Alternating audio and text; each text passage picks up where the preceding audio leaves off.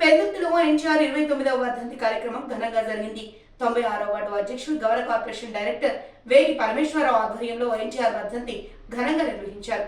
ఈ కార్యక్రమానికి ముఖ్య అతిథులుగా Pendurthi incharge oil seeds chairman Gandibabji, GVMC floor leader Pila Srinu NTR విగ్రహానికి పూలమాలలు వేసి నివాళులర్పించారు.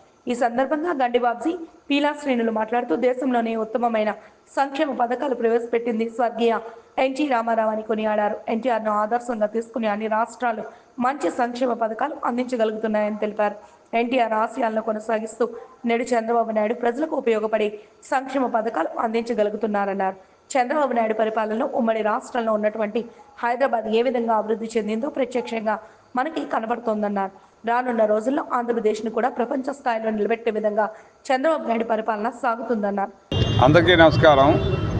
కీర్తిశేషులు మాజీ ముఖ్యమంత్రి వర్యులు స్వర్గీయ ఎన్టీ రామారావు గారి వర్ధంతి సందర్భంగా ఈరోజు పెందుర్తి మండలంలో మా కార్పొరేటర్లు, గ్రామ ఎక్స్ సర్పంచులు, ఎంపీటీసీలు, ఇతర నాయకులు, సీనియర్ నాయకులు, అభిమానులు అందరూ కూడా విచ్చేసి మరి ఈ వర్ధంతి కార్యక్రమానికి సహకారం అందించిన ప్రతి ఒక్కరికి పేరు పేరున నమస్కారాలు తెలియజేసుకుంటూ, మరి ఈ సందర్భంగా మీకు తెలుసు, ఈ దేశంలోనే ఉత్తమమైన సంక్షేమ పథకాలు మొదలుపెట్టారంటే స్వర్గీయ ఎన్టీ రామారావు గారు.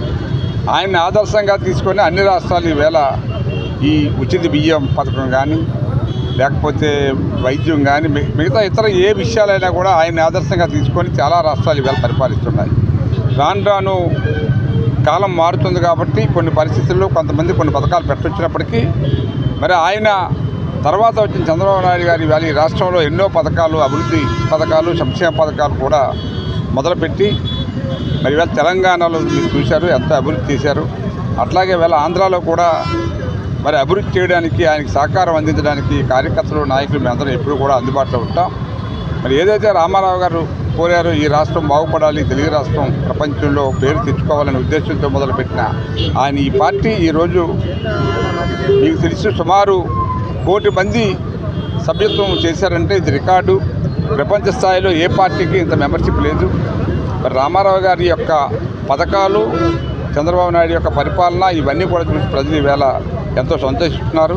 రేపు రాబోయే రోజుల్లో విశాఖపట్నం మరో స్థాయిలో మనం చూడగలుగుతాం. మా తరం కాకపోయినా మిగతా తరాలకి ఎన్నో అభివృద్ధి కార్యక్రమాలు చేయడానికి ఇవాళ అవకాశాలు ఉన్నాయి. చంద్రబాబు నాయుడు గారు ముఖ్యంగా మన అవసరం, కేంద్ర ప్రభుత్వానికి అవసరమైంది కాబట్టి ఎన్నో పథకాలు ఈవేళ మొదలుపెట్టామంటే కారణం మనకు ఆ పట్టు ఉంది కాబట్టి ఈవేళ ప్రధానమంత్రి అవన్నీ కూడా శంకుస్థాపన చేయడం కూడా మీకు తెలుసు.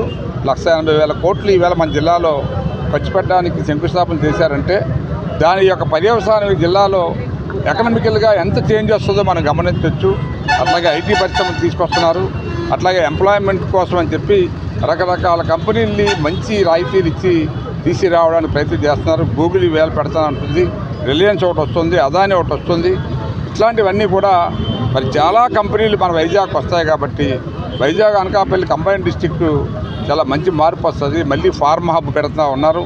ఇలా మనం చెప్పుకుంటూ పోతే చాలా పథకాలు ఈవేళ అమలు చేస్తూ ఉన్నారు చంద్రబాబు నాయుడు గారు. ఇవన్నీ కూడా ఆ రోజు స్వర్గీయ ఎన్టీ రామారావు గారు మొదలుపెట్టిన పరిపాలనా విధానానికి ఒక మచ్చుతునకగా ఇవన్నీ కూడా నిలుస్తాయి. మరి భగవంతుడు ఆయన ఎక్కడున్నా, ఏ లోకంలో ఉన్నా మరి ఆయనకి మనశ్శాంతి కలిగించాలని, ఆయన యొక్క ఆశీస్సులు ఎప్పుడు కూడా ఈ రాష్ట్రం మీద, ఈ పార్టీ మీద ఉండాలని మనస్ఫూర్తిగా కోరుకుంటూ మీరు కూడా మరి మీ సహకారం అందించాలని చెప్పి రాష్ట్ర అభివృద్ధిలో పెందుర్తిలో ఎప్పుడు కూడా ఘనంగా ఎన్టీఆర్ వర్ధంతి అంటే ఎన్టీఆర్కి పుట్టినిల్లు పెందుర్తి. అటువంటి మా నాయకుడిని ఎప్పుడు కూడా గుర్తించి మా నాయకుడు అందరికీ అందుబాటులో ఉండే నాయకుడు నారా చంద్రబాబు నాయుడు గారి నాయకత్వంలో పేదల కోసం పాటుపడుతున్న తెలుగుదేశం పార్టీ కార్యకర్తగా, నాయకులుగా ఈవేళ తారక రామారావు గారిది ఈవేళ వర్ధంతి దినోత్సవం చేసుకోవడం మా అందరికీ శుభసూచకం.